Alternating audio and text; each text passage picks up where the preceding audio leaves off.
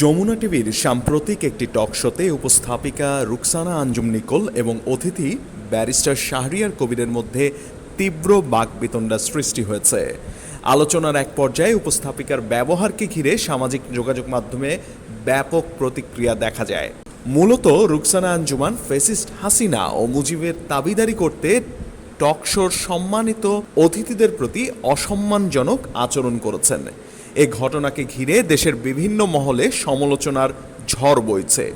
এ প্রসঙ্গে ঢাকা ১৭ আসনে বাংলাদেশ জামায়াতে ইসলাম মনোনীত সংসদ সদস্য প্রার্থী ডাক্তার এস.এম. খালেদুজ্জামান বলেন, গত ১৭ বছরে যেসব গণহত্যা, লুটপাট এবং স্বাধীনতার চেতনাকে অবমাননার অভিযোগে যারা যুক্ত, তাদের পুনর্বাসনের স্বপ্ন যদি কেউ দেখে থাকে তবে তারা ভুল করছে।